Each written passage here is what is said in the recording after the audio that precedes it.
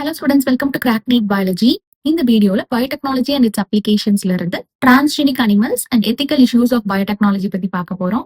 இந்த டாபிக்ல இருந்து கேட்டிருந்த நீட் ப்ரீவியஸ் இயர் கொஸ்டின்ஸ் எல்லாமே நான் ஹைலைட் பண்ணியிருக்கேன். இந்த வீடியோவை ஸ்கிப் பண்ணாம ஃபுல்லா பாருங்க. ஓகே, ஸோ டிரான்ஸ்ஜெனிக் அனிமல் அப்படின்றது ஒரு அனிமலோட டிஎன்ஏவை மேனிப்புலேட் பண்ணி விச் மீன்ஸ் ஆல்டர் பண்ணி அதுல ஃபாரின் ஜீன் எக்ஸ்பிரஸ் பண்ண வச்சோம்னா அந்த அனிமல் தான் transgenic animal. So biotechnology use பண்ணி இது வரைக்கும் என்னென்ன டிரான்ஸ்ஜெனிக் அனிமல்ஸ் ப்ரொடியூஸ் பண்ணியிருக்காங்க அப்படின்னா transgenic rats, rabbits, pig, cows, sheep, and fish. So among these existing transgenic animals, over 95% of them are transgenic mice. This is important. So maximum number of existing transgenic animal is அப்படின்னு நீட்ல கேட்டிருக்காங்க. The answer is transgenic mice. So எதுக்காக நம்ம transgenic animals produce பண்றோம்? How can man benefit from such modifications? அப்படின்னா there are some applications of transgenic animals. Let's see one by one. So first one is normal physiology and development study பண்றதுக்காக. So transgenic அனிமல்ஸை நம்ம ஸ்பெசிஃபிக்கா gene ரெகுலேஷனை study பண்றதுக்காகவே design பண்ணி அதை study பண்ணலாம். So ஒரு gene வந்து எப்படி ஒரு பாடியோட நார்மல் ஃபங்க்ஷனிங் அண்ட் டெவலப்மெண்ட்டை அஃபெக்ட் பண்ணுது அப்படின்றத ஸ்டடி பண்ண முடியும் நம்மளால. For example insulin like growth factor. So complex factors involve in growth அதை ஸ்டடி பண்றதுக்காக இன்சுலின் லைக் growth ஃபேக்டரை ஸ்டடி பண்ணியிருக்காங்க. ஸோ இதுல என்ன பண்ணியிருக்காங்க அப்படின்னா டிரான்ஸ்ஜெனிக் அனிமல்ஸ்ல அந்த ஐஜிஎஃப் ப்ரொடியூசிங் ஜீனை ஆல்டர் பண்ணியிருக்காங்க. ஸோ அதை ஆல்டர் பண்ணி மற்ற ஸ்பீஷிஸ்ல இருந்து ஜீனை வந்து எடுத்து இதுல ஐசோலேட் பண்ணியிருக்காங்க. ஸோ அதனால இந்த ஃபேக்டர் அதாவது இந்த insulin like growth factor form ஆகுறது ஆல்டர் ஆகுது. ஸோ அதனால பயாலஜிக்கல் எஃபெக்ட்ஸும் அந்த அனிமல்ஸ்ல வந்து it is getting affected. So அதை ஸ்டடி பண்ணி இந்த இன்சுலின் லைக் growth ஃபேக்டரோட பயாலஜிக்கல் ரோல் என்ன அப்படின்றத நம்ம ஸ்டடி பண்ண முடியும்.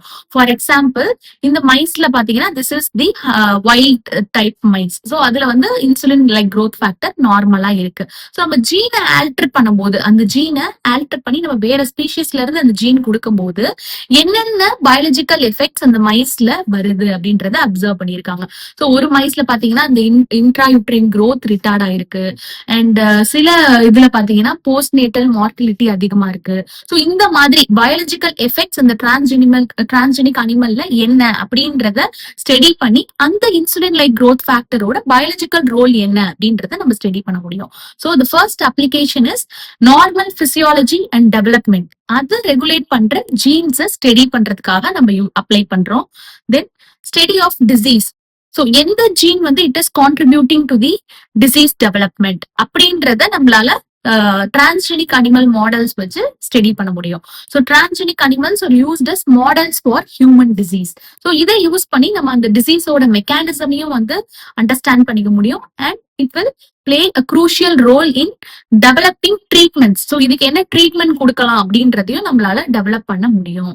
ஓகே, ஸோ இது இப்ப வந்து என்னென்ன டிரான்ஸ்ஜெனிக் அனிமல் மாடல்ஸ் வந்து எக்ஸிஸ்டிங்கா இருக்கு ஃபார் ஹியூமன் டிசீசஸ் அப்படின்னா கேன்சரை ஸ்டடி பண்றதுக்கான டிரான்ஸ்ஜெனிக் அனிமல் மாடல் இருக்கு. Then cystic fibrosis which is a genetic disorder. இதுல லங் வந்து சிவியரா அஃபெக்ட் ஆகும். Okay, so it's inherited genetic disorder. Then rheumatoid arthritis, which is an autoimmune disease. Then Alzheimer's disease, which is a neurodegenerative disorder. So இதெல்லாம் வந்து study பண்றதுக்காக transgenic animal model எக்ஸிஸ்டிங்கா இருக்கு. Okay, so human டிசீஸை பத்தி study பண்றதுக்காக transgenic animals use பண்றோம். Then biological products. So human டிசீஸை cure பண்ற certain மெடிசன்ஸ்க்கு it require biological product. So இந்த பயாலஜிக்கல் ப்ராடக்ட் வந்து லைக் என்சைம்ஸ். ஸோ இதெல்லாம் வந்து it is often expensive to make. So transgenic animals use பண்ணி நம்ம இந்த biological products like enzymes produce பண்ண முடியும். ஸோ இதுக்கு டிரான்ஸ்ஜெனிக் அனிமல்ஸ் வந்து என்ன அதோட ஜீனை வந்து எப்படி ஆல்டர் பண்றாங்க அப்படின்னா இந்த பர்டிகுலர் ப்ராடக்ட் கோட் பண்ற ஜீனை அந்த போர்ஷன் ஆஃப் டிஎன்ஏவை அந்த அனிமலோட ஜீன்ல இன்ட்ரடியூஸ் பண்றாங்க. For example human protein α1 antitrypsin இந்த மாதிரி ஃபாரின் ஜீன் இன்ட்ரடியூஸ் பண்ணி ப்ரொடியூஸ் பண்ணிருக்காங்க பயாலஜிக்கல் ப்ராடக்டா. ஓகே, ஸோ இந்த α1 ஆன்டிட்ரிப்சின் வந்து it is used to treat emphysema. Emphysema அப்படின்றது it is the obstructive lung disease. So அதை ட்ரீட் பண்றதுக்கு ஆல்பா-1 ஆன்டிட்ரிப்ஸ்ன்ற ஹியூமன் புரோட்டீன் டிரான்ஸ்ஜெனிக் அனிமல்ல இருந்து ப்ரொடியூஸ் பண்ணியிருக்காங்க. ஸோ இதே மாதிரி ஃபினைல்கியூட்டனூரியா அண்ட் சிஸ்டிக் ஃபைப்ரோசிஸையும் ட்ரீட் பண்றதுக்கு சிமிலர் அட்டம்ப்ட்ஸ் டிரான்ஸ்ஜெனிக் அனிமல்ஸ் வச்சு பண்ணிட்டு இருக்காங்க. ஓகே, தென் 1997ல ரோசி அப்படின்ற ஃபர்ஸ்ட் டிரான்ஸ்ஜெனிக் கவ்வை வச்சு human protein enriched milk produce பண்ணியிருக்காங்க. Okay, so human protein that is human alpha லாக்டால்புமின்ற அந்த புரோட்டீன் என்ரிச்டு மில்க் வந்து ப்ரொடியூஸ் பண்ணியிருக்காங்க, which was nutritionally a more balanced product for human babies than natural cow milk. So natural cow milk விட இந்த human protein enriched milk வந்து human babies வந்து it is good for nutrition. Okay. So 1 liter of milkல 2.4 grams of human alpha lactalbumin இருந்திருக்கு. Okay. This is important.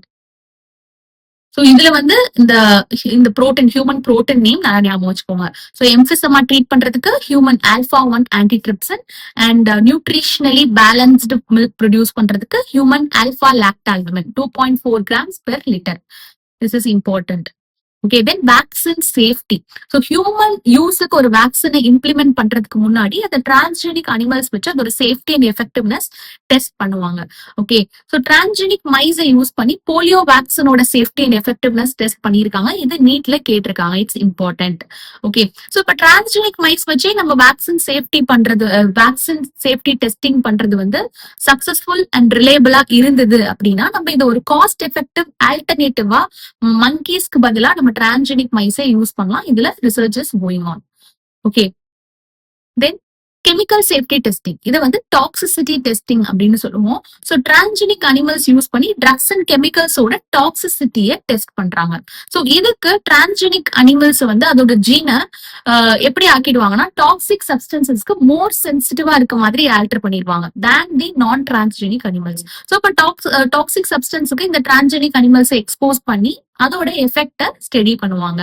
Okay, so இந்த மாதிரி toxicity testing transgenic animals வச்சு பண்ணும்போது இது வந்து it will give result in less time அப்படின்னு சொல்றாங்க. Also safe dosage level, ஒரு ட்ரக்கோட சேஃப் டோசேஜ் லெவலையும் நம்ம இந்த டிரான்ஸ்ஜெனிக் அனிமல்ஸ் யூஸ் பண்ணி டிட்டர்மைன் பண்ண முடியும். Okay, so this is about the applications of transgenic animals. So next, ethical issues of biotechnology பத்தி பார்க்கலாம்.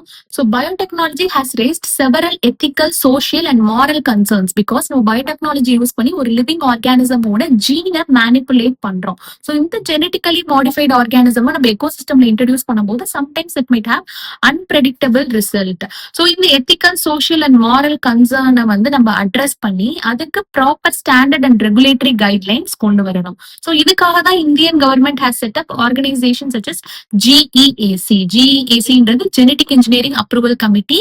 இது நீட் ஆஸ்பெக்ட்ல it's very very important. Okay, so இந்த கமிட்டி தான் they will take decision regarding the validity of GM research and also ஒரு genetically modified organism public சர்வீசஸ்க்கு introduce பண்றதுக்கு முன்னாடி அதோட சேஃப்டியை என்ஷூர் பண்றதும் இந்த ஜெனடிக் இன்ஜினியரிங் அப்ரூவல் கமிட்டி தான்.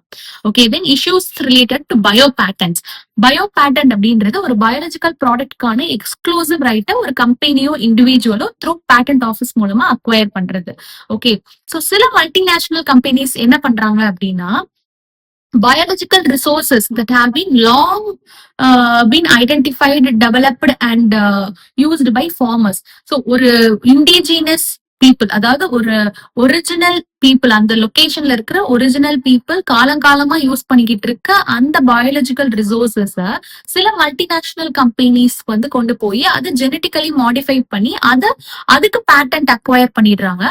சோ தட் இந்த இண்டிஜினஸ் பீப்புள் அந்த பயாலஜிக்கல் ரிசோர்சஸ் யூஸ் பண்றதுக்கே இவங்க கிட்ட இந்த பேட்டன்ட் ஹோல்டர்ட்ட பெர்மிஷன் வாங்கணும் அப்படின்ற மாதிரி ஒரு இன்ஜஸ்டிஸான சிச்சுவேஷன் வருது.